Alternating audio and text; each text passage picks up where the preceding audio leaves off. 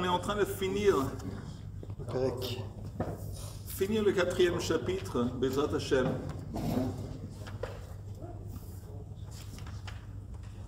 On est à la page même Vav Amoud Aleph.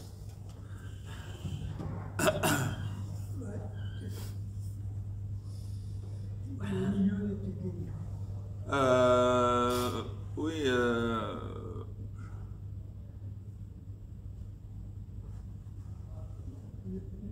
Finalement, ça n'a pas été tranché.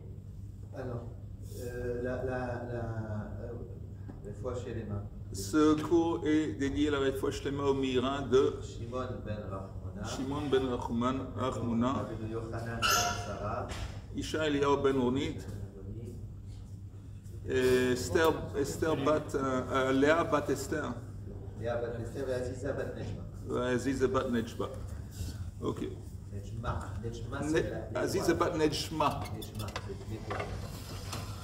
Je pense qu'on est arrivé aux 2 points, non? Goufa. Oui, on est arrivé à Goufa, il me semble. Alors, Oui. On est où? Oui, Goufa. C'est même Vav Amoud Aleph. Il y a à peu près 7 lignes, 7, 8, 10 lignes d'en bas de la page. 1, 2, 3, 4, 5, 6, 7, 8, 9. 10 lignes avant la fin de la page. Goufa. Yamar Rav Huna. Tamid, on avait vu cette opinion avant. Tamid Tachilato Doche, Sofo Eno Doche. Le Korban à Tamid, le début, ça repousse, la fin, ça ne repousse pas. On va voir de quoi on parle. Pour ça, c'est pas très clair. Mai Eno Doche. Qu'est-ce que ça veut dire que ça ne repousse pas? Rav Christ, lui, il dit que l'offrande du Korban Tamid doche est à Shabbat, veino doche est à Touma. Ça veut dire que Korban Tamid, on sait que ça repousse le Shabbat, parce qu'on peut offrir le Korban Tamid pendant le Shabbat. Si déjà on le fait pour Shabbat, on le fait pour Chol. Oui, mais on sait qu'on a le droit de profaner en quelque sorte le Shabbat.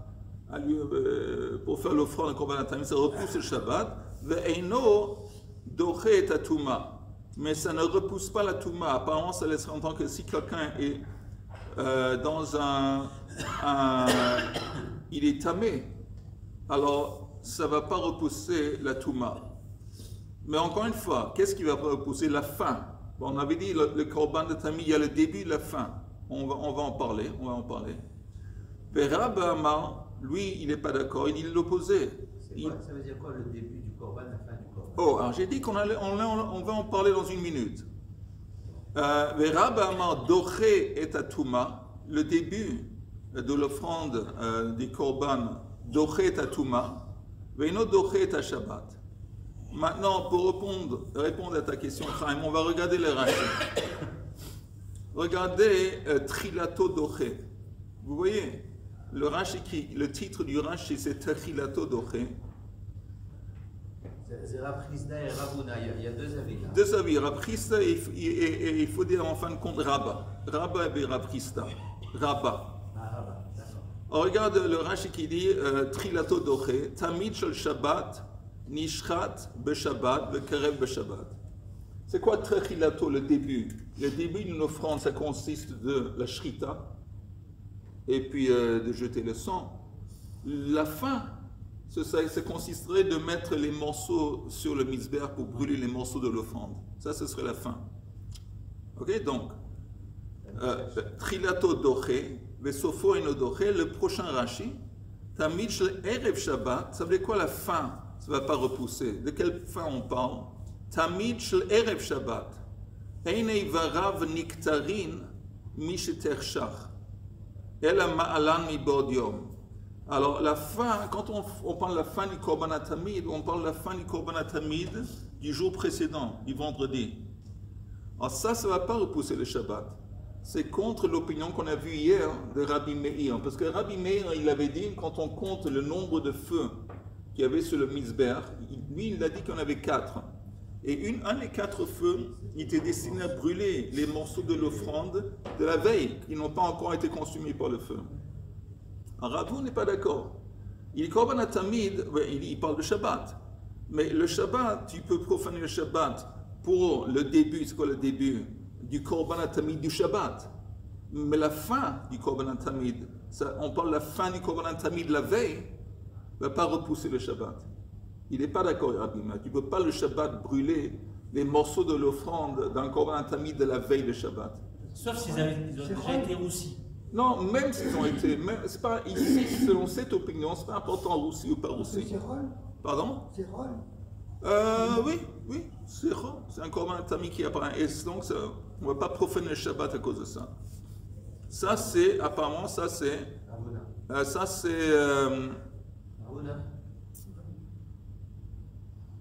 oui, ça c'est Rav Huna. Mais on a deux explications de Rav Huna. On a l'explication de Rav Chisda et l'explication de Rab. Qu'est-ce qu'il veut dire en fin de compte, Rav Huna? Encore une fois, la Gemara elle dit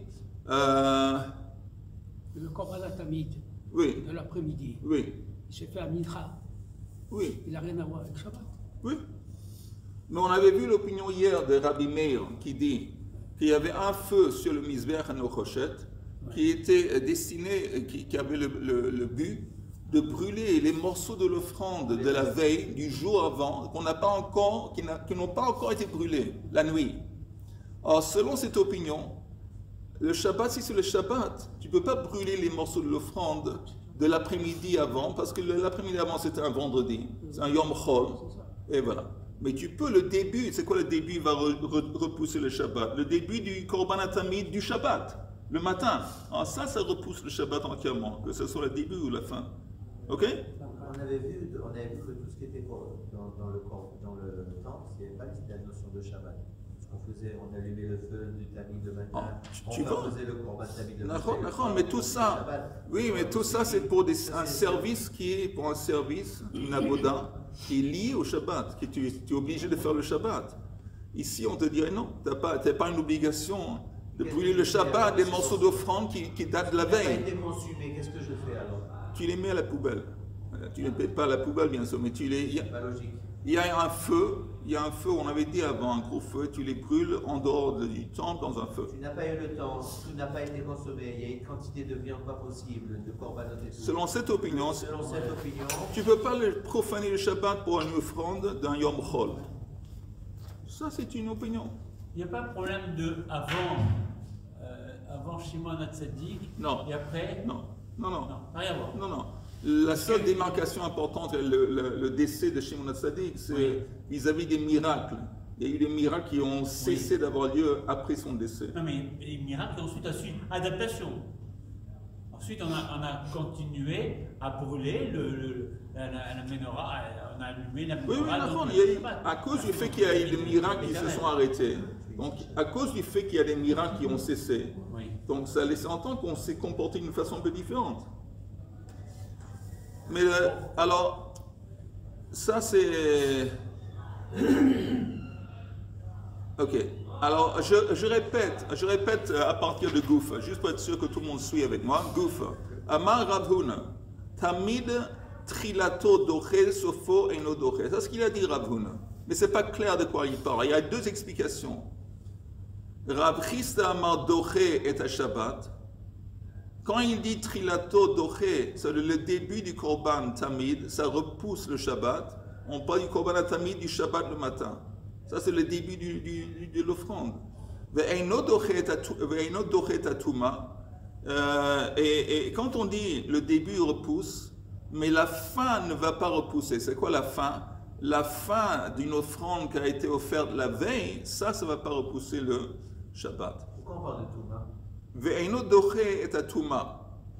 Ok? Mais pourquoi on parle de Touma d'un coup? Parce qu'on va voir, il y a un autre sujet, il y a un autre dossier à aborder. Ve'eino doche et atuma. Ça veut dire, ça laisse entendre que si quelqu'un est tamé, il ne peut pas offrir une offrande. Mais qu'est-ce qu'il ne peut pas offrir? Apparemment, c'est la fin de l'offrande qu'il ne peut pas faire dans un état de Touma. Mais si, disons, tous les Kohanim étaient tamés. Alors qu'est-ce qu'on fait? Alors, le début de l'offrande qui est l'essentiel, qui consiste la shrita, et de jeter le sang, ça va se faire même dans un état de Touma. Mais la fin du Korban, qui consiste de mettre les morceaux sur le brûler les morceaux, ça, comme ce n'est pas l'essentiel de la kapara de l'offrande, ça ne va pas être fait dans un état de touma. Eno dochet touma. Et Rab, dans la Gemara, Amar dochet touma, veino dochet Shabbat. Il dit l'inverse, que ça repousse la touma par la Shabbat. Amar le Abaya. Abaya, il adresse Rab. Il dit le didar kashia, le Rav Christa kashia. Ce que tu dis, il y a un problème à ce que tu dis. Il y a un problème aussi à ce que dit Rav Christa. Le didar kashia, c'est difficile pour toi. Maïshna touma. Quelle est la différence avec touma? Que tu dis que le korban repousse la touma. Pourquoi tu dis que le korban repousse la touma? Comme c'est écrit d'Irtiv Bemoado. La Torah dit en parlant du korban tamid, tu vas l'offrir Bemoado, à son temps. À son temps, ça veut dire même, c'est pas important. Si c'est le Shabbat, c'est pas important s'il est à touma. Tu dois Bemoado. Bemoado. Va filu betuma. Ça veut dire même dans un état de touma, tu dois offrir l'offrande. Shabbat Nabi, mais Shabbat aussi, Bemoado, Ve'afilu Shabbat. Parce que la même façon que tu as utilisé le mot Bemoado pour dire que même dans un état de Touma, tu dois offrir l'offrande, applique ça aussi pour le Shabbat. Même quand c'est Shabbat, tu dois faire ce qu'il faut faire pour le Korban Tamid. Donc c'est une attaque sur Rabba. Parce que Rabba dit, mais après il y avait le Rav Christa caché aussi pour Rav Christa. Maïshna Shabbat, pourquoi selon Rav Christa ça repousse le Shabbat, d'Irti Bemoado, Afilu Be Shabbat. Touma Nami, la Touma aussi, Bemoado, Afilu Be Touma. Donc je ne comprends pas comment vous faites une distinction, vous dites ça repousse le Shabbat mais pas la Touma, et l'autre il dit ça repousse la Touma et pas le Shabbat. De toute façon, quand tu dis que ça repousse quelque chose, tu te bases sur le mot Bemoado. Si c'est comme ça, ça devrait s'appliquer également à l'autre aspect. Amarle. J'ai pas compris là ce que c'est. Qu'est-ce que tu n'as pas compris, Chaim? Cette phrase, le deuxième avait dit il y a deux opinions ici. Une opinion de Rav Christa qui dit que ça repousse le Shabbat et pas la Touma. Et l'autre opinion de Rab qui dit le contraire, ça repousse la Touma et pas le Shabbat. Après il dit écoute, c'est pas logique aussi bien toi que Rav Christa. Parce que pourquoi ça repousse selon toi la Touma?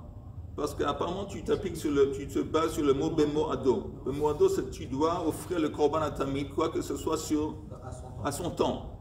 Même dans un état de Touma. Ben oui, c'est Bemoado. Même dans un état de Touma. C'est comme Brit Mila. Brit Mila, c'est écrit qu'il faut faire ça le 8e jour. Alors ça veut dire que même si c'est le Shabbat, la Torah précise 8e jour, ça veut dire même si c'est le Shabbat, là, tu fais Brit Mila. Et même Bemoado, quand le temps est venu de faire l'offrande du Korban Tamid, mais c'est pas important si c'est... Ça, c'est l'attaque aussi bien sur un que sur l'autre. L'obligation, elle repousse tout. Ça repousse tout, que ce soit la Touma ou que ce soit le Shabbat. Pourquoi vous faites cette distinction? Ce qui m'étonne, c'est qu'au départ, quand quelqu'un y a une question de Touma, on puisse faire le Korban. Parce que... Après, il n'y a pas, et puis Touma, tu rentres pas. Oh. Alors justement, on voit ici. Pas dans le temps, tu fais pas de Shemita. Tu as raison. On a Kohen avec une Touma, tu restes dehors. Il n'y a pas de Kohen, il n'y a pas de Korbanot. Attends. Non, c'est pas grave, tout le monde des trucs, on fait non, le début, ce que tu dis, à la fin. Ce que tu dis, on ne parle pas ça. Ce que tu dis, c'est vrai surtout quand on parle d'une offrande pour un individu. Un individu qui vient au temple pour offrir son offrande, il ne veut pas entrer dans le temple. S'il entre dans le temple dans un état, c'est grave, dans un état de Touma, il est chayav karet. Donc il ne peut pas non plus offrir son offrande. Mais si c'est le tzibour, un korban de tzibour, c'est différent. Si c'est un korban de tzibour et tous les kohanim sont tmeim, alors là, l'obligation de l'offrande bemoado, ça l'emporte sur le problème de Touma, quand c'est tzibour. C'est comme par exemple Pesach. Il y a un Pesach Sheni, entre autres. Pesach Sheni, entre autres, c'est pour les gens qui étaient tamés. Ou les gens qui étaient éloignés, les gens qui étaient malades. Bon. Mais ça, c'est pour les individus. Et les individus sont repoussés pour Pesach Sheni. Mais si l'ensemble du peuple était tamé, alors on va offrir le Korban Pesach dans un état de Touma. Il n'y a pas de Pesach Sheni pour le Tzibour. C'est seulement pour les individus, la même chose ici. Alors on a dit cache. Alors la Gemara dit... Ça me dérange qu'on fasse une différence entre le début et la fin. On va voir. On va voir. Je ne veux pas que tu aies trop dérangé le matin. Alors on va continuer. On va voir. Amarle lol didi kashia Velo le Rav Chisda Kash. Arabe répond à Abba, il dit, tu sais quoi, il n'y a ni un problème vis-à-vis de moi, ni vis-à-vis de Rav Chisda. Le Didi Lokashia, pour moi, ce n'est pas un problème, sauf que Trilato. Je me base sur le principe que la fin, c'est comme le début. La fin de l'offrande, on avait dit, c'est quoi? De brûler les morceaux de l'offrande. Le début, c'est Shrita et jeter les offrandes. La fin, où on avait dit une autre interprétation. La fin, comme on va voir. La fin, c'est comme le début. Alors, tournez la page. Touma de Trilato Bar Midra Tumahu. On sait que vis-à-vis du début de l'offrande, quand on parle d'un état où tous les kohanim, par exemple, dans un scénario où ils sont tous tamés, on sait qu'on a le droit d'offrir l'offrande quand on parle du début. Touma de trilato bar midra touma, il a la capacité de repousser la touma. Sofonami d'achei Shabbat. Donc la fin de l'offrande, c'est quoi la fin? Brûler les morceaux de la bête. Aussi, même dans un état de touma, ça repousse. Sofonami d'achei Shabbat, de trilato. Maintenant, pardon.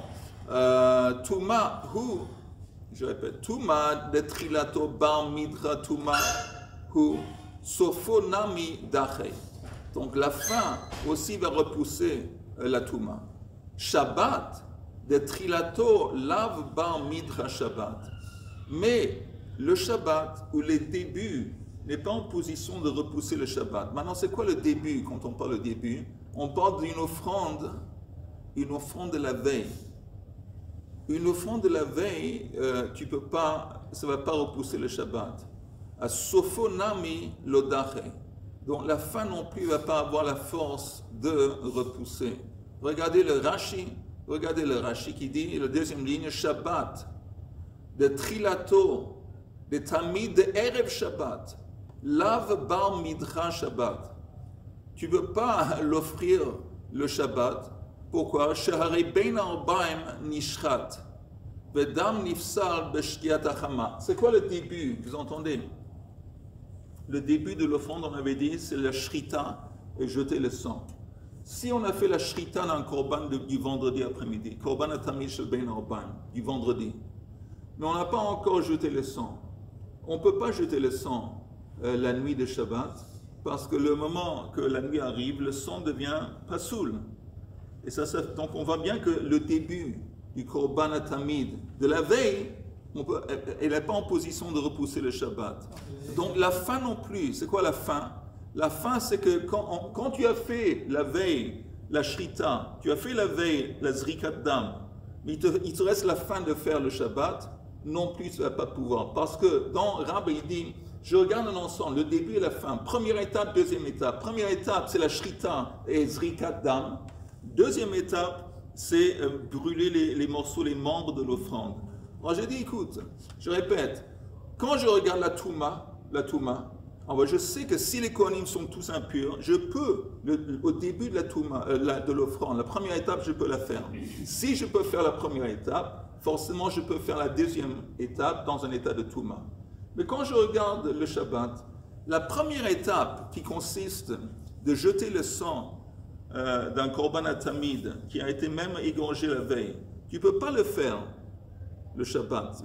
La première étape du korban atamid de la veille ne va pas repousser. Donc à plus forte raison, la dernière étape ne va pas non plus repousser. Tu ne peux pas brûler le Shabbat des morceaux de l'offrande qui datent de la veille. Ok? Ça c'est Rab. Est-ce que c'est clair ou c'est un peu flou? Mais c'est compréhensible parce qu'il y a une séparation entre Mincha, le korban atamid de Mincha, et l'entrée de Shabbat. C'est pas le même tableau. C'est pas le même jour. C'est pas le même. Ouais, il y a une démarcation entre deux jours. Il y a une démarcation. Donc on ne peut pas avancer sur un truc. On comprend très bien que ce qui est d'un côté, il ne peut pas. Mais toi, tu dis on comprend bien, mais Elie, c'est ce que j'essaie c'est ce que je répète. Il y a une opinion qu'on a vue dans la Mishnah, selon Rabbi Meir, que le Shabbat, on aurait le droit, selon Rabbi Meir, de brûler les morceaux de l'offrande qui n'ont pas encore été brûlés de la veille. Pour lui, en dépit du fait que c'est Korban Tamid. Je ne parle pas de brûler le Korban, je parle de la Shrita. Non, la Shrita, non. C'est des péroulottes qui sont alors, encore une fois, regardons l'opinion de Rab. Rab dit que la Touma,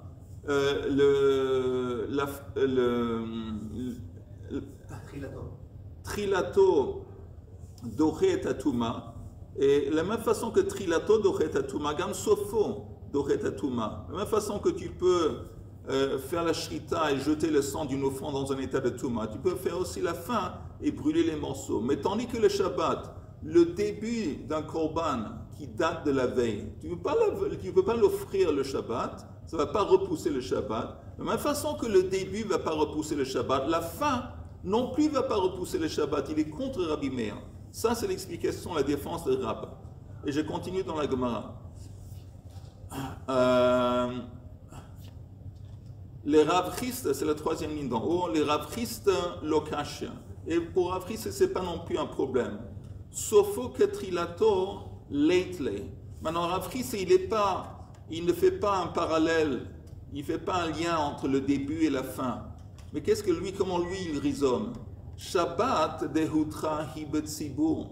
Comme on sait que le Shabbat, les offrandes du Tzibour, on a le droit de les faire lechatrila. Il n'y a pas de problème. À Sofo Nami Dache. Donc la fin aussi d'une offrande, on a le droit de faire. On voit que, oui, on sait que on peut faire une shrita d'un korban Tzibour le Shabbat. Comme on sait qu'on a le droit lechatrila, il n'y a pas de problème d'offrir une offrande le Shabbat, une offrande. Donc, la fin aussi, on a le droit. La fin aussi, ça fait partie d'offrir l'offrande.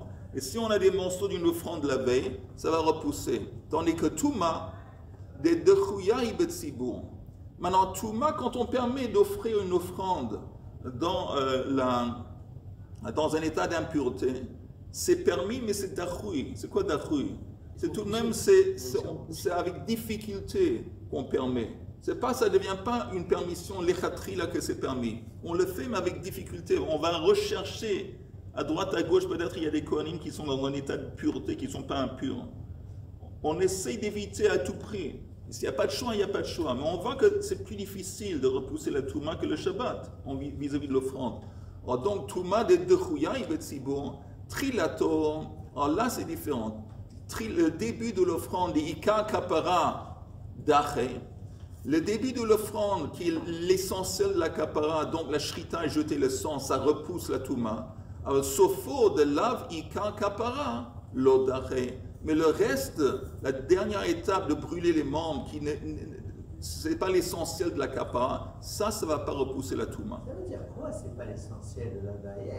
Il y a une offrande, il y a le shlav Aleph, Ben, Imen, Dalet, il y a la Torah, il y a la mitzvah 1, 2, 3, 4. On ne peut pas savoir qu'est-ce qui est important et pas important. Tout est important. Où tu fais pas. Où ça repousse le Shabbat, où ça repousse pas le Shabbat. Un cas d'abord que je commence à oui, je t'explique. S'il y a quelqu'un qui apporte un korban, un korban individuel, korban khatat, il a fait la shrita de l'animal, il a jeté le kohen, a jeté le sang.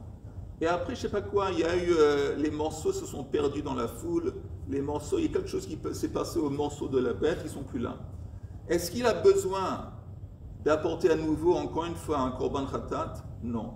Parce que l'essentiel de la kapara a été fait à travers la shrita et zrikat adam.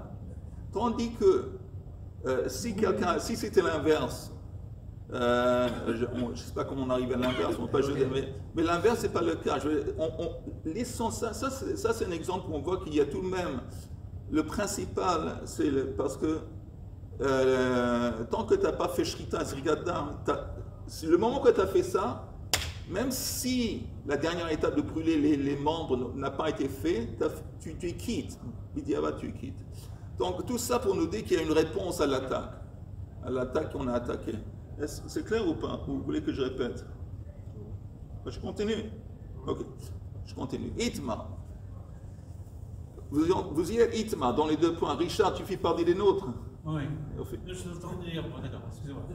Itma, hamechabe esh marta ou menora. Qu'est-ce qui se passe théoriquement si quelqu'un allait éteindre les braises qui étaient destinées pour la marta. Marta, c'est pour brûler l'encens. La pelle. Marta, c'est la pelle pour l'encens. Ou quelqu'un va éteindre les braises qui sont destinées à la menorah, pour allumer les mèches de la menorah. Qu'est-ce qui se passe si quelqu'un éteint? Amechabe esh marta ou menorah. Abaye amar chayav, Rav amar patour. Pas dit il est fautif, il a transgressé. Rav dit que non. De kavia berosho shel misbeach, s'il avait éteint ses braises avant que l'appel, le type avec l'appel avait descendu du misbeach. Donc quelqu'un avait éteint les braises quand les braises étaient toujours en haut. C'est-à-dire que quelqu'un a enfoncé l'appel sur le misbeach pour prendre des braises. Et quand il était toujours en haut du misbeach, quelqu'un les a éteints. Voilà, tout le monde est d'accord de Chuli Alma Loplige de Chayav, qu'il a transgressé. Alors pourquoi il est Chayav? Parce que c'est écrit Lotechabe. Et la Torah dit qu'en Lotechabe, c'était Esh HaMizbeach, le feu qui est, comme il est sur le Mizbeach, c'est comme ça. Tu n'as pas le droit d'éteindre le feu du Mizbeach. Alors, s'il est sur le Mizbeach, tout le monde est d'accord que s'il a éteint les braises, Chayav. Qui pligue où se situe la marloquette entre Abaya et Rava, de Achatei à Ara, de Kavia. Il a descendu la rampe, il était maintenant sur le sol, il n'était plus sur le Mizbeach, et là, il a éteint les braises. Abaya Amar Chayav Esha Mizbeachu. Abaya dit bon, il est toujours fautif, parce qu'il a éteint les braises du Mizbeach. C'est pas important, ça reste les braises du Mizbeach, en dépit du fait que les braises ont descendu la rampe, ils sont plus en haut du Mizbeach, on les appelle toujours, ils proviennent du Mizbeach, donc il est Chayav. Rav Amar Patur, Kevan de Nitka, tandis que Rav dit non. Une fois qu'il a descendu, c'est comme si ça a été disconnecté du Mizbeach. C'est comme si ces braises dans la pelle ne font plus partie, ils ne font plus partie du Mizbeach, et donc il n'a pas transgressé l'interdit d'éteindre le feu du Mizbeach. Comprenez? Donc, oui. Encore une fois, tant qu'on éteint les braises en haut du Mizbeach, tout le monde est d'accord qu'il est Chayav. Si on éteint les braises une fois qu'il est descendu, il est sur le sol, alors pas dit il est Chayav, ça reste le feu du Mizbeach, c'est toujours considéré comme le feu du Mizbeach. Et Rav dit que non, parce qu'une fois, une fois que ça a été disconnecté du Mizbeach, c'est plus considéré comme faisant partie du Mizbeach. On appelle ça une faute technique, il va remonter, reprendre place. On ne sait pas ce qui va se passer plus tard, mais en attendant, il y a deux façons différentes de comprendre ou de définir les braises quand ils sont en bas. Est-ce que ça toujours on les considère comme faisant partie du Mizbeach ou pas? Abba dit que oui, et Rav dit que non. Et là, de Amar Rab Nachman, Amar Rab Baravua, Hamorid Gachelet, Me'al Gabea Mizbeach, Vechiba, Chayav. Si c'est comme ça, je t'apporte cet enseignement de Rab Nachman qui a dit au nom de Rab Baravua, quelqu'un qui fait descendre des braises en haut du Mizbeach, il les éteint. Chayav, Keman, apparemment on est forcé de dire qu'il va comme Abaya. Et normalement quand c'est Abaya et Rava, la chasse c'est comme Rava. Donc c'est surprenant. Et la Gemara dit non. Parce que Abaya c'est lui qui dit qu'en dépit du fait que les braises ont descendu, c'est toujours considéré comme faisant partie du feu du Mizbeach. Enfin, apparemment, ce qu'il dit, c'est Abba, c'est forcément contre Rav. Parce que Rav, il a dit, une fois que c'est descendu, c'est plus considéré comme faisant part du Mizbeach. À filu taima que Rav. Non, tu peux dire que Rav ici soit d'accord. Pourquoi? Hatam lo intik le mitzvata. Hacha intika le mitzvata. Il dit, il y a une différence. Hatam, dans le cas que tu m'apportes, que le type, il a fait descendre des braises. Il a fait descendre des braises. Stam, c'est quoi Stam? Il n'a pas dit que ces braises sont destinées ni à la menorah et ni à la marta pour brûler les cendres. Il a fait descendre des braises. Alors là, il dit bon, comme ça n'a pas été destiné ni à la menorah, la mitzvah de menorah, ni à la mitzvah de ketoret, c'est toujours considéré comme le feu du Mizbeach. Même Rav serait d'accord. Dans notre cas, sur le cas qu'on se disputait, intika le mitzvata. C'est-à-dire que tu as pris des braises et tu les as destinées pour ou la menorah ou la katoret. Alors là, comme tu les as chivanta, tu les as dessinés pour ce but, pour cette mitzvah, ça les a disconnectés. Une fois que tu descends le mizbach, ça fait plus partie du feu du mizbach. C'est pour ça que tu es pas tour. Mais si quelqu'un fait descendre des braises stam d'en haut du mizbach, il les a pas destinés pour une mitzvah. Même Rav serait d'accord que si tu, même en bas sur le sol du temple, si tu les éteins, tu as transgressé l'interdit d'éteindre le feu du mizbach. Pourquoi il les aurait descendus s'il n'avait pas de but? Pourquoi il les aurait descendus? Trouve-toi, crée-toi un scénario. Crée-toi un scénario. Où le type, il a eu un moment d'inadvertance, il pensait, je ne sais pas, au foot, au Lucky Luke, je ne sais pas, à la politique, je ne sais pas, il a eu un moment de... S'il a eu la kavana, ça ne le rend pas, il est pas tout. Alors selon Abaya, selon Rabba, il n'y a pas de problème.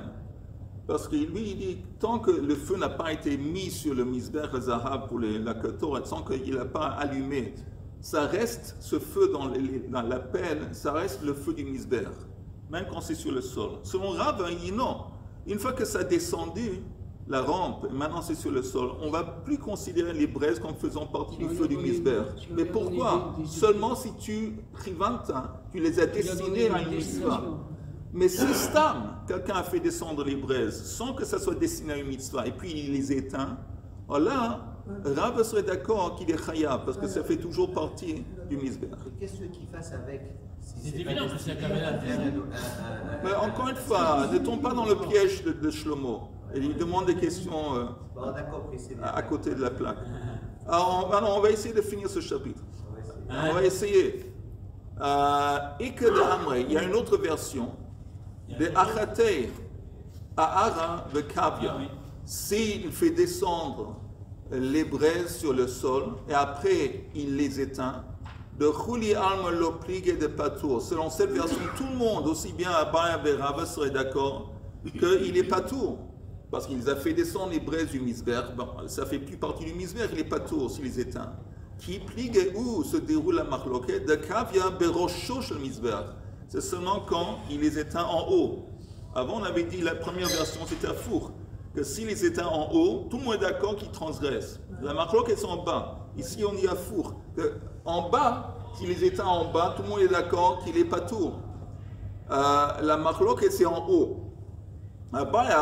Chayav Esha Misbech. Bon, il est Chayav parce que c'est en haut que tu as éteint les braises, ça fait toujours partie du Misbech. Rav Amar Patour. Kevan de Nitka, Nitka. Rav dit non. Le moment que tu as enlevé, tu as pris les braises dans la pelle, ils sont maintenant dans la pelle, même si tu es en haut du Misbech, Nitka, ils ont été disconnectés du Misbech et ça fait plus partie du feu du Misbech et si tu les éteins, tu n'as pas transgressé. Et la Hadama Rav Nachman Amar Rabba Baravoua. Si c'est comme ça l'enseignement de Rav Nachman au nom de Rabba Baravoua, Hamorid Gachelet, Mal Gabei HaMizbech Bechiba Chayav. Lui, il dit que si quelqu'un éteint des braises en bas sur le sol, il est Chayav. On avait dit avant, vous vous rappelez, on avait dit selon la deuxième version, que s'il éteint les braises en bas, tout le monde est d'accord qu'il est Patour, la marloque est seulement en haut. Alors, cet enseignement, il va comme qui? Loke Abaya, Loke Rab, il va ni comme Abaya, ni comme Rab. On dit Hatam lo intik le mitzvata. Il dit là-bas, dans le cas de Rav Nachman, quand il a emporté les braises en bas, ils n'ont pas été destinés à une mitzvah. Donc comme ça n'a pas été destiné à une mitzvah, c'est pour ça justement que s'ils sont éteints, c'est toujours considéré comme étant le feu de la misbech. Parce que ça n'a pas été destiné ni à la menorah, ni à la ketoret, à la marta. Alors c'est toujours, si ça n'a pas été, tant que ça n'a pas été destiné à une mitzvah, c'est une continuité, c'est toujours, ça conserve son statut de Esha Misbech. C'est pour ça qu'il est chayav. Mais quand on avait dit que Rav et Abba étaient d'accord que si tu éteins une fois que c'est en bas, on parle que ça a été destiné à une mitzvah quelconque, que ce soit la menorah ou la marta, Une fois que ça a descendu le misber, en plus ça a été destiné pour une mitzvah, ça a été disconnecté du misber, et si le type il éteint les braises, il n'a pas transgressé. Hatem lo intik le mitzvata, hacha intik le mitzvata, hadran alach taraf bekalpi.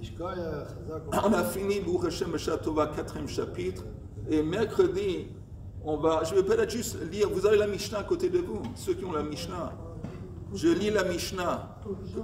Ok, juste je lis la Mishnah. Hotsiulo, le début, Hotsiulo et akaf.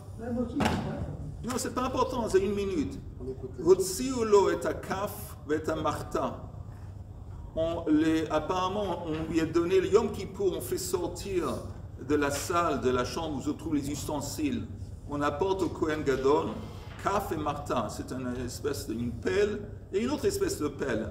Il s'appelle Kaf et l'autre Martin. Chafan Melochofnav, le Kohen Gadol, il prend une poignée de Ketoret, Benatan et Torah-Kaf, il met la Ketoret dans le Kaf, Hagadol, Hagadol le fi Godlo, Vakatan le fi Kotno, Vekach Haïta Midata. Et la poignée, quelle est la mesure, la quantité de Ketoret dans la poignée? Ça dépend de la grandeur du monsieur, de Kohen Gadol. S'il est gros, alors la poignée va être grande. S'il est petit, elle va être petit. Natal est un marta biyemino, et un kaf bismolo. Et il prend la marta dans laquelle les braises se trouvent dans sa main droite, et la kaf dans lequel est la Ketoret dans sa main gauche, et c'est comme ça qu'il rentre à l'intérieur de Kodesh Kodeshim. On va en parler plus longuement, Blined de Bezrat Hashem.